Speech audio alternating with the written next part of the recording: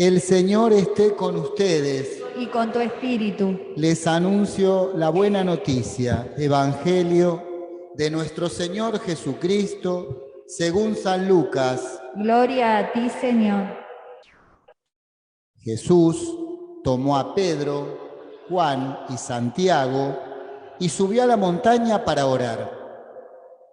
Mientras oraba, su rostro cambió de aspecto y sus vestiduras se volvieron de una blancura deslumbrante. Y dos hombres conversaban con él. Eran Moisés y Elías, que aparecían revestidos de gloria y hablaban de la partida de Jesús que iba a cumplirse en Jerusalén. Pedro y sus compañeros tenían mucho sueño, pero permanecieron despiertos y vieron la gloria de Jesús y a los dos hombres que estaban con él. Mientras estos se alejaban, Pedro dijo a Jesús: Maestro, qué bien estamos aquí. Hagamos 3 carpas, una para ti, otra para Moisés y otra para Elías. Él no sabía lo que decía. Mientras hablaba, una nube los cubrió con su sombra y al entrar en ella los discípulos se llenaron de temor. Desde la nube se oyó entonces una voz que decía: Este es mi Hijo, el elegido, escúchenlo. Y cuando se oyó la voz, Jesús estaba solo. Los discípulos callaron y durante todo ese tiempo no dijeron a nadie lo que habían visto. Palabra del Señor. Gloria a ti, Señor Jesús. Podemos tomar asiento. De todo corazón, porque yo soy bueno y compasivo, dice el Señor. De todos los animales, de todos los animalitos, de todos los cachorros, el ser humano cuando nace es el más frágil de todos, ¿no? ¿Vieron cuando nace un caballito? Enseguida se pone de pie, ¿no? Y empieza a moverse por sí mismo. Al ser humano, cuando nacemos, nos tienen que rodear de cuidados, de protección, y tardamos mucho en aprender a caminar, a desenvolvernos, a hablar, ¿no?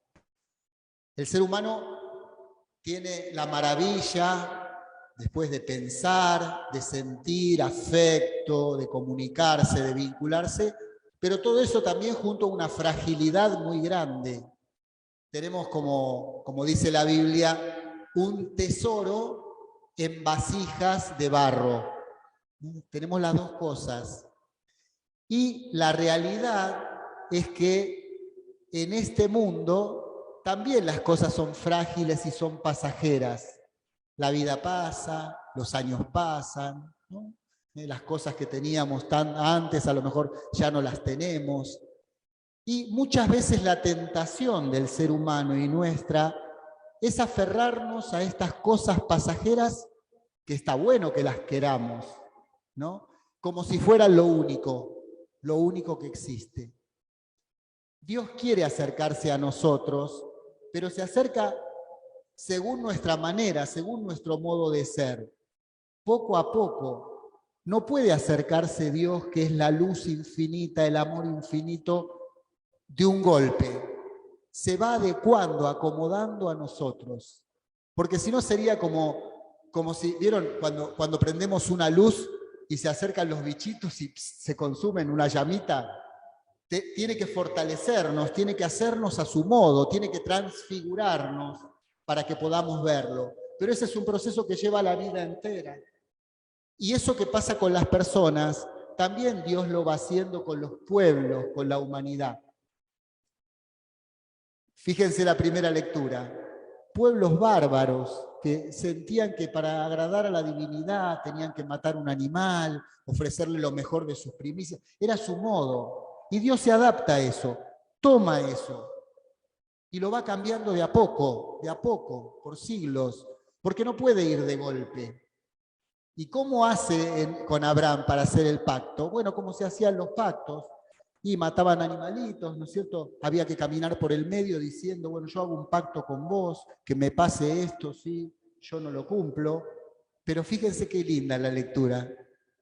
No pasa Abraham. El que pasa por en medio de los animales es esa luz, esa antorcha, Dios pasa. Como diciendo, yo me arriesgo a hacer un pacto con vos. Pase lo que pase, lo voy a cumplir. Y Abraham entiende que es una alianza definitiva, que Dios le promete la tierra, la descendencia, a él para siempre y por todas las generaciones. Pero ven, le habla en el lenguaje que puede entender, como con nosotros nos habla en el lenguaje que podemos entender. Y el ser humano, como no ve a Dios, como no lo percibe, como no lo capta, como ese Dios que se va aproximando poco a poco, no se da cuenta que en Él vivimos, nos movemos y existimos. Como decíamos, ¿no? Como un pez en el agua. Como si un pez en el agua preguntara, ¿dónde está el agua que no la veo? Y está por todas partes. Y está dentro tuyo porque respirás esa agua. Así es Dios. Pero poco a poco nos vamos descubriendo esto. Pero como decía antes, el riesgo, la tentación es aferrarse a todas las cosas bellas que tenemos que usar y disfrutar como si fueran lo único. Por eso la advertencia del apóstol en la carta a los filipenses, es en la segunda lectura, les decía, ojo, algunos se comportan como enemigos de la cruz de Cristo, ¿no? Le escapan al camino de Jesús, porque solo ven las dificultades, solo ven la cruz.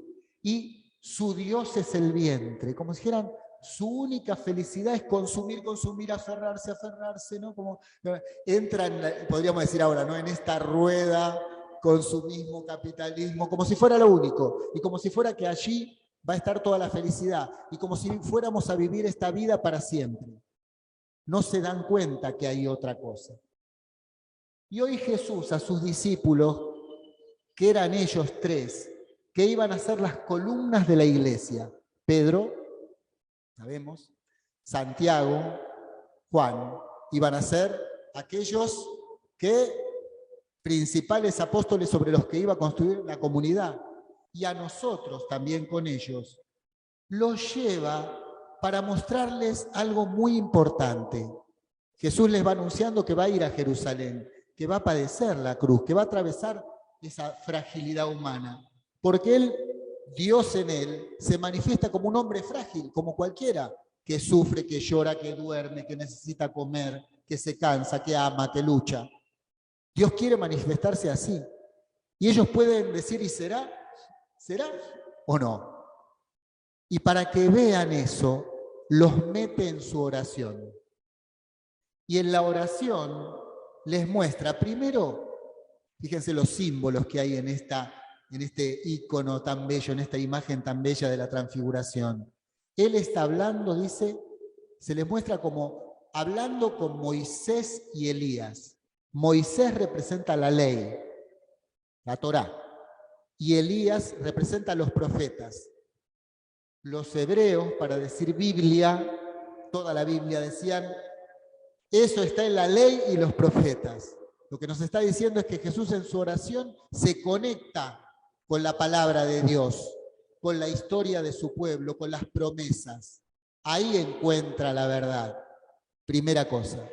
Segundo, les muestra, dice que aparece su luz, su gloria. Le muestra que dentro de él, detrás de esa fragilidad, hay algo mucho más grande, algo que brilla de luz definitiva, esa transfiguración, esa presencia de Dios en él, que lo llena de luz y de belleza, y que no se ve. Es como si les abriera una puertita y le dijeran, ¿ven lo que hay? Pero no solo le muestra porque Él es Dios hecho hombre y le muestra lo que hay, sino que les dice, esto también está en ustedes.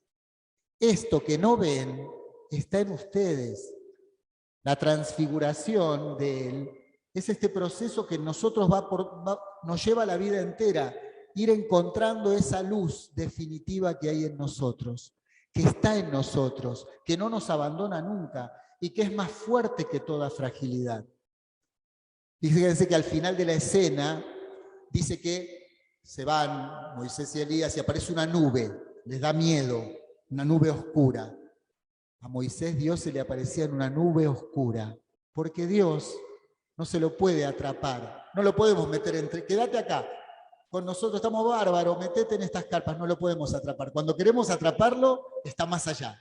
Dios siempre es mucho más de lo que imaginamos, de lo que vemos, de lo que tocamos. Pero desde esa nube, Dios les dice, este es mi hijo, escúchenlo. Los pone en camino. Si escuchan y siguen a mi hijo, van a encontrar esa luz misma de él en ustedes. Van a encontrar una gloria que no pasa. Entonces van a poder vivir en este mundo sin agarrarse como si fuera lo único. Vivimos un tiempo. Esta vida es pasajera.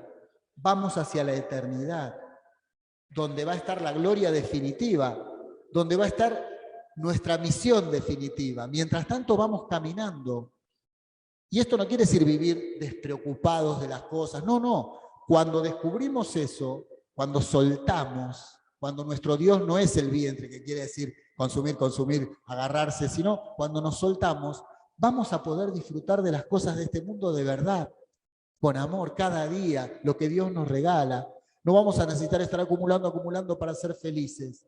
Nos vamos a contentar con menos, vamos a compartir más, si descubrimos esto que ya hay en nosotros. Este mundo, con su guerra, con los conflictos, con el pacto con el Fondo Monetario, no ya con Dios, todo este mundo con sus líos, con sus problemas y los problemas de la familia, también está invitado a dejarse iluminar por esto. Tenemos que descubrir en nosotros, en la Cuaresma, esta luz y esta presencia que nos hace fuertes, que nos hace libres, y necesitamos contagiarla a los demás. Y una luz no se contagia diciendo, che, te cuento que hay una luz. No, una luz se contagia encendiéndola. Si yo tengo luz adentro, los demás la van a percibir, y lo más lindo es que van a percibir su propia luz. Qué lindo sería en este mundo que los cristianos, cristianas y las personas de buena voluntad, aunque sean de otras religiones, puedan ir pasándose, como hacemos la noche de Pascua, pasándose la luz, pasándose la antorcha. Esta antorcha que pasa y hace un pacto con nosotros. En la Eucaristía de hoy renovemos ese deseo. No nos desalentemos. En medio de tanta fragilidad hay una gloria y una luz que Jesús ya está encendiendo en nosotros. Que así sea.